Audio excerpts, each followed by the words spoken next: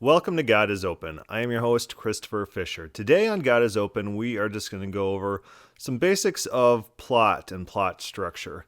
And to do this, we're first going to turn to a secular work and just examine how a story is written, what kind of things we look for in plots, plot developments, character arcs, and driving motivations is very important in crafting a plot. And from this, we're going to take principles that we learn in just any narrative and then apply that to looking at stories from the Bible, understanding those stories.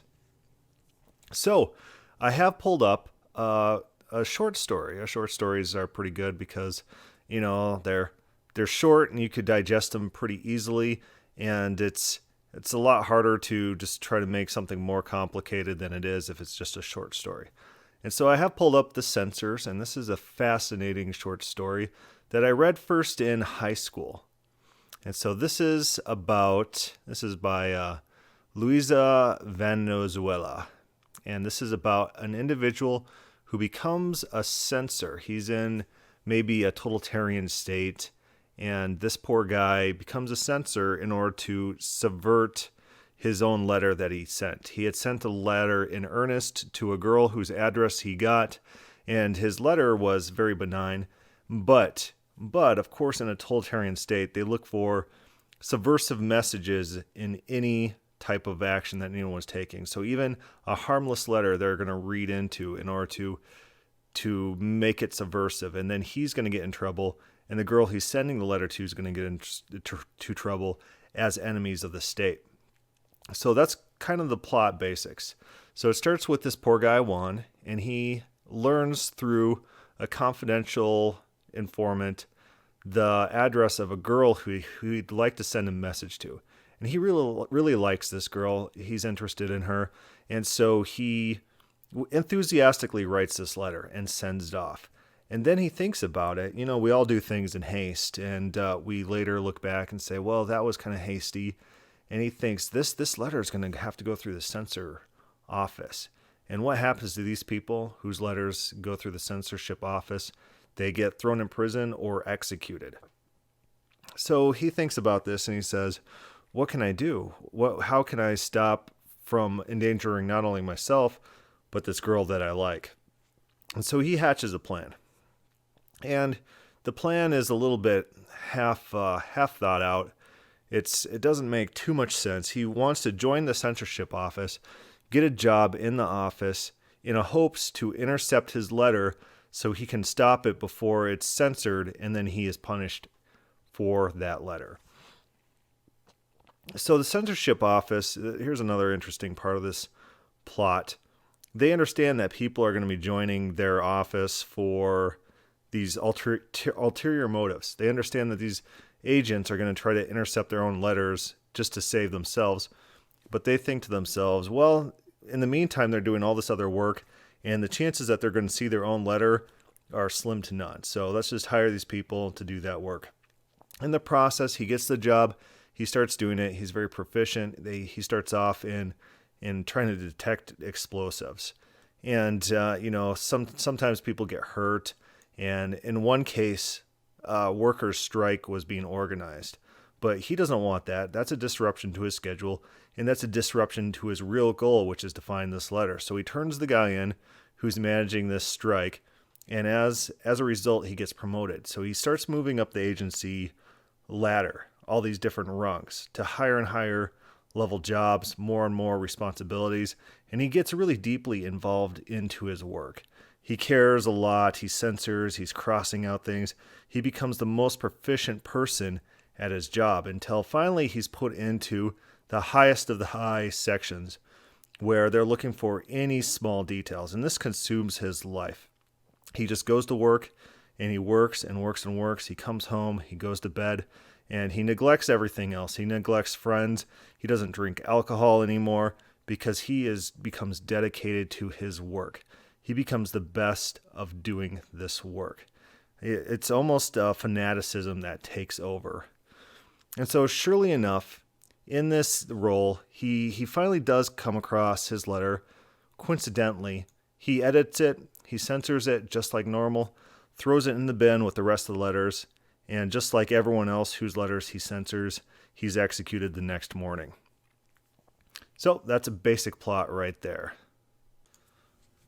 So the basics of a story, you have some sort of character, some sort of main character, there's some sort of character arc, there's some sort of development in that character as the story progresses. There's someone we can relate to and see things through their eyes. We also are juxtaposed with the view of the narrator, which at times our perceptions converge with Juan. We see what he sees, we understand his motivations, and sometimes they diverge. They split apart. So in the beginning, we understand Juan, his love for this lady, his earnestness, how eager he is to write this letter, and we could relate to that. We understand that people can do stuff in haste through excitement and then later regret it. And we feel bad for him because we know that his actions are very benevolent, and the government is this system, it's corrupt, and he might be punished for something that he didn't intend to do. The government might think he's a subversive agent of the state when in reality he's not, and it's just because of the way the government functions. So we really feel for Juan at the beginning of this story. We know what he thinks, and we can understand his motivations, and we understand his fears. And it talks about him losing sleep at night. He's just sitting there wondering what's going to become of him and this girl he likes, if they're going to be thrown in prison and killed. And we could empathize with that. And so his plan we could also empathize with. He wants to intercept this letter such that he could forego this execution. He wants to stop the system, the corrupt system, from turning against him. And so he sets out to do that. That's a noble goal, and we identify with that goal. But in the process, we see some sort of character development within Juan. We see him, in order to get to where he needs to be, in order to see his own letter, in order to stop it at the level he needs to be, he starts taking on a very systematic methodology to get where he needs to go. So he's turning in people, even though he might agree with this strike, that these workers want higher pay for dangerous conditions.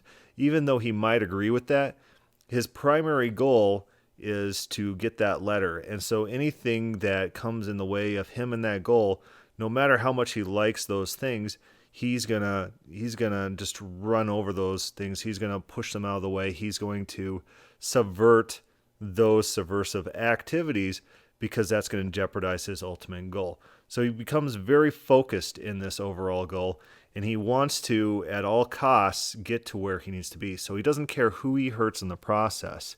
And we see this transition through the story as Juan becomes more and more dedicated to his work until finally it's his character, it's his nature. He's neglecting his friends. He's neglecting himself. And it's not even something that he's getting internal pleasure from.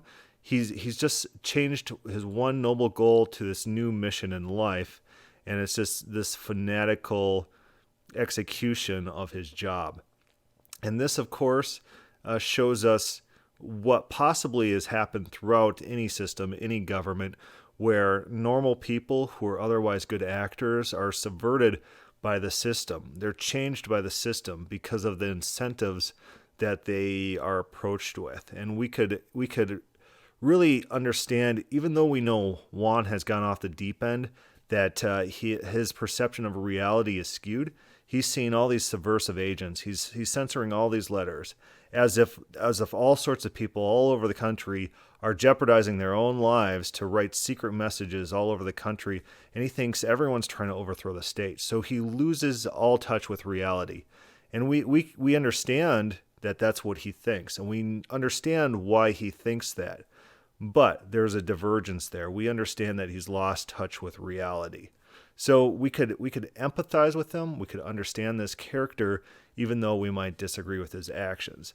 And some parts of this story, the writer writes in such a way that it's not quite obvious that the writer disagrees. Like, let's take this paragraph, for example. It says, "Soon his work became so absorbing that his noble mission blurred in his mind." So absorbing, that's kind of a bad word. That means, something's getting taken on. His work is becoming absorbing. He's becoming a workaholic. His noble mission is being blurred. Blurred's kind of a bad word. It's becoming fuzzy, not so clear. Day after day, he crossed out whole paragraphs in red ink, piteously chucking. So pity is a good thing. Not having pity is a bad thing. Chucking is kind of just like a tossing out there. So just the words that are being used for emotional leverage on the audience. We understand that the way this paragraph's written, it's written almost in a way to emphasize to us as the reader that his perception of reality is being skewed. It's being perverted. The things he's doing, he might be doing in earnest, but it's a divergence from a noble goal. And his actions now serve a lesser goal, a goal that isn't so noble. It says, these were horrible days when he was shocked by the subtle and conniving ways employed by people to pass on subversive messages. His instincts were so sharp that he found behind a simple, the weather's unsettling, or prices continue to soar, the wavering hand of someone secretly scheming to overthrow the government. Now, this sentence here is written almost in a sarcastic manner. We understand as keen audience, as keen readers, that it's not a serious paragraph. He's not finding actual messages trying to subvert the government. Just the way it's written, the words are meant to convey to us an irony that this guy is so lost touch with reality that he's just finding attempts to overthrow the government in everything he's reading. It doesn't matter what comes to him, he's going to find some sort of scheme to overthrow the government. He's lost all touch. He's just gone mentally. And the paragraph's not obvious. And it takes a keen reader, someone who understands the plot, the context, to understand what this paragraph is doing. It's not serious. It's not conveying that this guy's actually foiling plots against the government. Instead, because of the language, we understand that this paragraph in itself is ironic. It's kind of mocking this guy. It's kind of saying that his fanatic dedication, that we can understand his fanatic dedication with the words being used, but it's off base. It's out of touch with reality. And so in the end, the final act, the conclusion, is this fanaticism is his own undoing. And from that, we understand that that's how the state operates. It's a parable. It's a message about the overall operation of the state, how the system subverts individuals, how the system corrupts individuals. And Juan is an object lesson for this. All right, let's talk briefly about supporting characters. We have various supporting characters throughout this story. And in order for a story to be good and believable, all the different actors have to have believable motives. The best movies that we watch, the villain has just a better motive than, I want to destroy stuff. Like if you're watching Captain Planet and all the villains are like, I just like to pollute, and that's what my goal is. And no, that's not a very good character motivation. Their character motivation has to be real. Like, for example, in the movie Watchmen, where the character, the bad guy, his actual goal is to create world peace, and he's trying to do it through this mutually assured destruction thing, where if he creates this sense that if anyone acts up, then the whole world's going to get destroyed, he thinks he could create world peace through that methodology. And so it gives him something that we could relate to. We could understand why he's doing what he's doing. And the actors in the story, of course, is the agency, the government agency that's hiring the censors. Now, what's their motivation? They just want workers to censor letters. So they're practicalists, they're realists. They understand that sometimes people are going to get these jobs and those people aren't going to be the most dedicated to the state. But what do they care about? Do they care about one or two letters getting in? And they understand that these letters are actually benign. There's no real attempts to overthrow the government, but they just got a job to do. They got numbers that they got to report, and they just care about work being performed. So even if someone's getting into the system in order to stop one or two letters, they would rather have those people than not have those people, because that letter in itself is probably not going to be seen by that individual. And even if it is, it's probably not a bad letter in the first place. So that's their motivation. So they play their part. We got other actors in there. We got those people who care about their jobs, their lives, who want to have strikes for higher wages due to hazardous working conditions. And their goal is to improve their own lives, the lives of their family.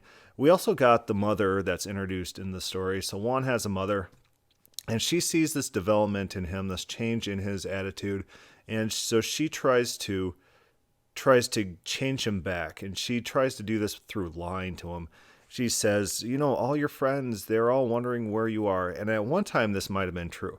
Like when Juan first started converting into this workaholic, this person who's dedicated to this mission of censorship, his friends might have talked to him, might have tried to get him to come out with him, but then they gave up after a while, after he kept going deeper and deeper down into his descent into his delusions.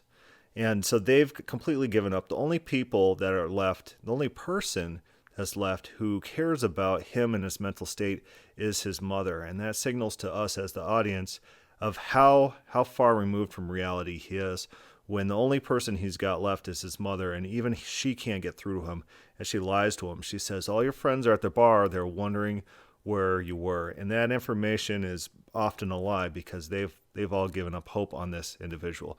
So her motivations make sense. The censor's motivations make sense. Even the people who in the end execute them, although they're tangentially related to this all, we understand their motivations as well. They're cogs in the system as well. Their motivations is to continue their own lives and just play out their role in the system. Just like Juan was doing, just like everyone else in this story, they're all playing their roles as cogs in this system. And their motivations make sense, and we can understand why they are doing what they're doing. Are they inherently bad people, the people executing other people? No, they're just like Juan, where they've been changed by the system. The system gave them perverse incentives, and that has changed them from possibly good people to the bad people. So this whole story works in all these elements. You have all sorts of characters introduced in the story. Their motivations make sense. Their actions in the story make sense. They're logical. You got all these plot points, these shifts, these events that happen, and the events they give something. They change the character, the main character, in ways. They shape the main character, and that's what this whole plot does. This is how the plot works together. You got your initial actions. You got your initial setup. You got your initial introduction of your main characters. You got some sort of motivating actions coupled with events, and that affects some sort of changes on the characters throughout the stories. Whereas when the story ends and concludes, it concludes with a different person, a different set of individuals in a different situation than when it started. And that's how a plot works together. That's how we understand a plot. So now we're going to flip to Genesis 6. Genesis 6 is basically one of my favorite stories in the Bible. It has a lot of these plot elements, and we could really see how this plot is developed. The character motivations are fleshed out, and how the actions change motivations and lead to changes within the main character. Within Genesis 6, of course, this is the flood narrative. God has created the earth for his temple in order to commune with man, to make a creation that is loving, who loves him back, who does good things, who's righteous. But he looks upon the earth, and they're all evil. And so we see God's motivation, and it's stated not only by God, but the narrator. So we're getting multiple points of view. And we got to watch these frame shifts within plots, within how stories are told. Who's saying what at what point of view? Remember in the story about the censors, that paragraph in which we're seeing things from Juan's point of view, but we understand that his view is divergent from reality. So although we're identifying with him and seeing his thoughts, we understand it's out of whack. But Genesis 6 gives us both the narrator outside perspective, the third-party neutral perspective, and the main character motivations. And the main character in Genesis 6 is, of course, Yahweh. Yahweh drives the action. It's Yahweh's who his motivations and his changes drive the actions of the story. And Noah is introduced as a supporting character later in Genesis 6, and this is well after the main plot points have been established. So, of course, God has created the world for community, for communion, for love, for righteousness, to be his people. And they've rejected this. They become wicked and corrupt. And it says this: the Lord saw the wickedness of man was great on the earth, and every intention of the thoughts of his heart was only on evil continually. So this is a plot twist. So God did not intend this. This is not how he wanted things to turn out. And so this drives a change within the character of Yahweh. Genesis 6, and the Lord regretted that he had made man on the earth and it grieved in his heart. What is he regretting? Is he just sad that man became evil? No, he's regretting his own action, his initial creation. Remember, he made man in order to be in communion with him, in order to be his creation, be his righteous people. And they have failed in that. And so who does God assign the blame to? It's on himself. He did the action. He created the people, and it turned out bad. He's at fault in this situation. It's grieving him in his heart. And this is coming from the narrator point of view. Then it switches over again to the first person point of view of Yahweh. In verse 7, the Lord said, I will blot out man, who I have created from the face of the land, man, animals, and creeping things, and birds of heaven, for I am sorry that I have made them. And so this frame shifting is showing that God, Yahweh, is in alignment with the third person narrator of the story. There's a convergence. They both believe the same things. The same motivations are ascribed. This is actually really what's happening in the story. And it's driving what happens in the story. Because, what is the initial conditions? Man was made for a loving relationship. That is subverted, which drives God's repentance and his decision to unmake his creation, which then results in an upcoming flood, something to wipe out that creation. We see motivations leading to actions leading to changes in motivations, changes in outlooks. You see a real intermingling of action and motivation. And that's what creates a good story, creates a good plot that we understand. And so when people come to these texts, like these Calvinists, and they say, oh, these motivations aren't real, and that's just condescending language, well, then the whole entire narrative falls apart. You have just destroyed the intricate details that make this plot a functioning story. And it becomes just nothing. It doesn't work as a story. It becomes fiction. It doesn't flow. What is it then? What are you left with when you destroy those plot elements? And you're not left with too much. So after this, Noah is introduced to the story, and he's a supporting character. This is mainly about God and his interaction with mankind. Noah serves as some sort of bridge. Noah is going to be explaining why we still have mankind on earth. He's going to be the exception to this general rule. And it looks like he only finds favor in the eyes of the Lord after God has determined to destroy earth. So God determines to destroy earth, and then afterwards decides to not destroy all of the earth, but save alive Noah and his family and animals. This spawns an entire narrative that focuses towards Noah and Noah's interaction with God, God explaining to Noah the ways that Noah can save himself from the flood, and Noah goes ahead and does that. But let's flip over to 8 towards the end. We'll go to the bottom, and we'll see the conclusion of all of this whole narrative in which Noah rides out this flood designed to wipe out everything because God has repented that he had made man. God's creation has failed. And God, again, looks at this situation, and this is the conclusion. Noah gets off the ark. The whole flood is done. And Noah builds an altar to the Lord, took some of every clean animal and some of every clean bird, and offered burnt offerings on the altar. And then the Lord says this. He says, when the Lord smelled the pleasing aroma, the Lord said in his heart, I will never again curse the ground because of man, for the intentions of the man's heart is evil from his youth. Neither will I ever strike down every living creature as I have done, while the earth remains, seedtime and harvest, cold and heat, summer and winter, day and night shall not cease. And so God has a change. There's something that he sees. There's something that he learns in this narrative.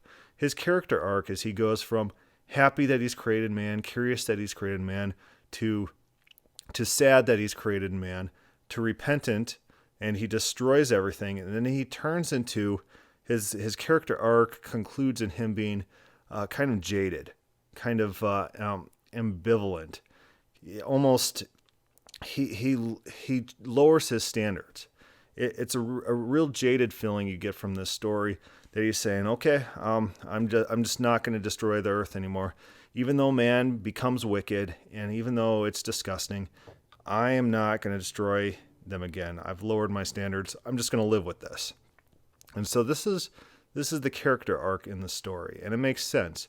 And we understand God's motivations in the stories, why he does the things he does, why Noah does what he does, and why mankind does what he does. It all makes sense. It all fits together as one coherent narrative. All right, so now we're going to flip over to the book, A New Heaven and a New Earth. And one of the things that this book does that I really like is it covers the plot of the Bible. There's other books that do this. Bob Enyart, of course, wrote a book called The Plot. I don't know if it covers it in quite the same way that A New Heaven and New Earth does. His focus more is on proving dispensationalism, which that's an element to understanding the plot of the Bible.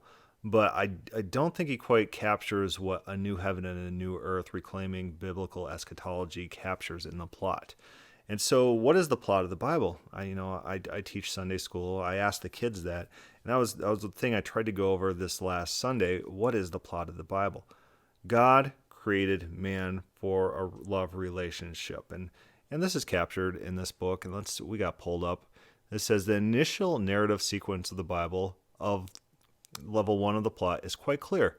God creates the human race to rule the earth. This is biblical version of sequence, sender, agent, task, receiver. And he goes over plot structure, and how plots work in this book, so that it's good in that sense as well. He says the original task in Genesis 2:15 is to work and protect the garden, while in Psalms 8:5-8, humanity is entrusted with rule of the animal life on the land, air, and water.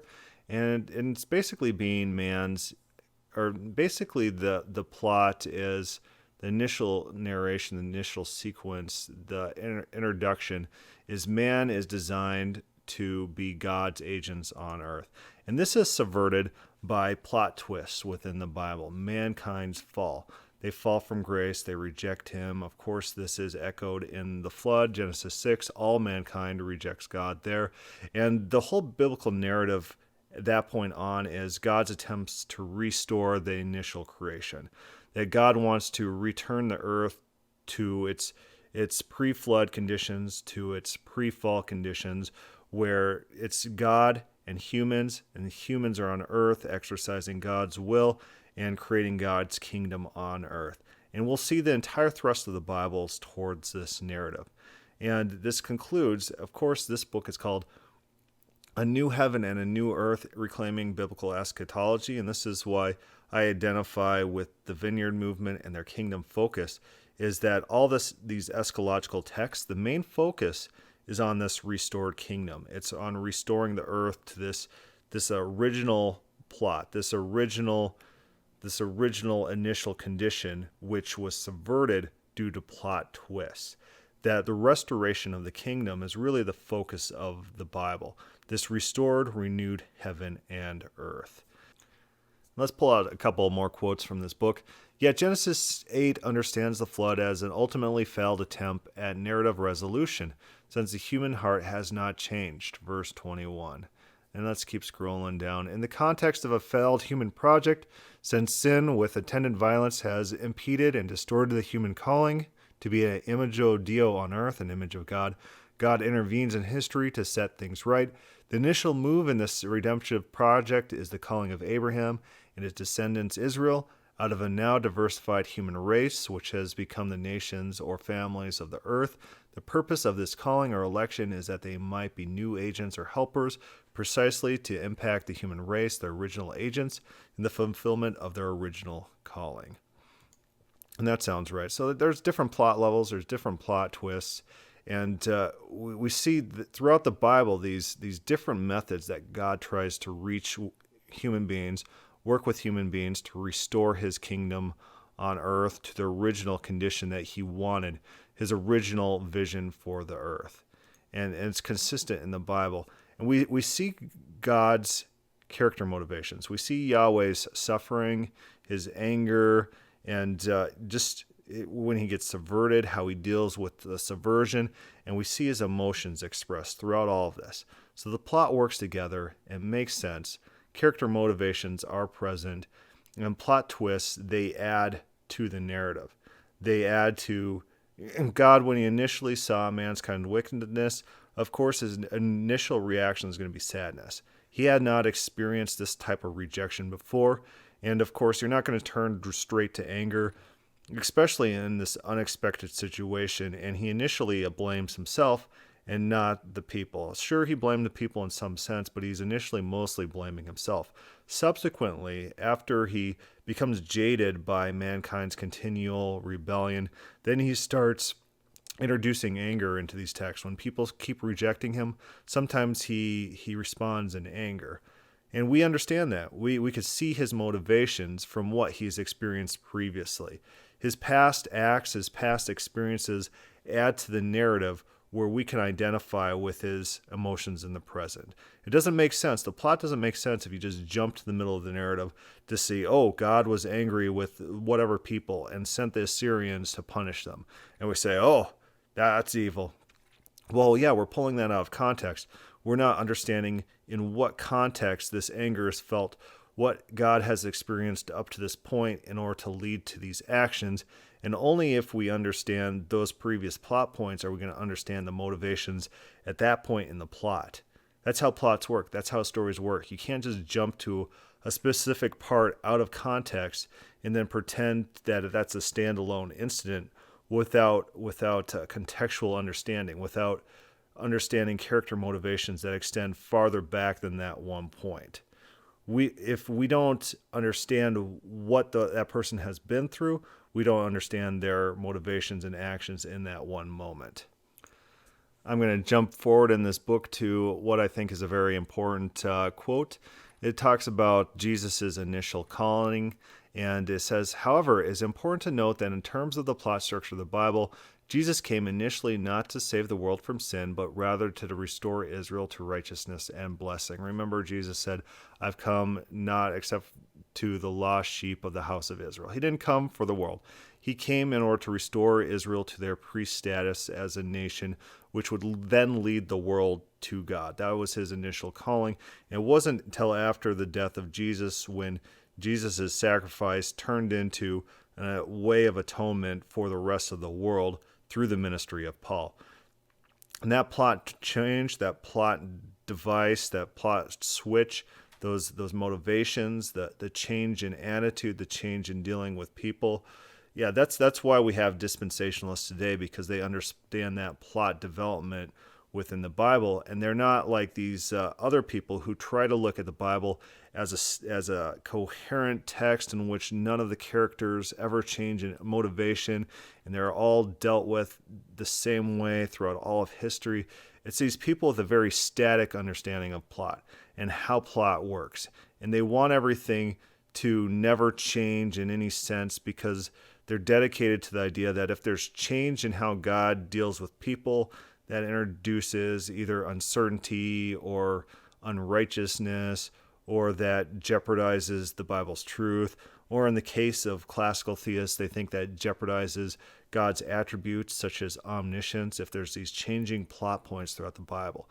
But as we read plots, as we understand stories, we understand that ways of dealing with different people change as events shape characters. And Yahweh is definitely a character in the Bible, and he's definitely shaped throughout the Bible, and he definitely deals with different people in different circumstances. And so his original plans to just work directly with all of humankind to be his people on earth, that failed. His attempts to use individuals such as Abraham and Israel to affect the entire world, to bring them to Yahweh, to bring them to God, that failed. And his plot point to go through the Jews after Jesus' death, that failed as well. And so Paul's ministry opened that up to the Gentiles, where the Gentiles and Jews have equal status. And so that's where we are at today. That's basically dispensationalism. If someone uses that word, I don't use that word in the sense of rapture and pre-trib, post-trib, whatever. I don't use it in that sense. I just use it in God changes based on the plot elements that we see within the Bible. And that's really the plot of the Bible. That's how we get to where we are today and what we look forward to as eschatology, as the end times, the restored kingdom of God on earth. So that's just a quick down and dirty of plot structure, how plots work, characters, some just basic elements of plots that we can really see within the Bible. And hopefully we'll get into this a little bit more in future podcasts. But I just like to set the base, set the initial structure of how to read stories, how to understand character motivations, and what kind of things that we could see in the Bible of how the Bible plays into how we understand how plots work. So if you have any questions or comments, please send that to godisopenquestions@gmail.com. Thank you for listening.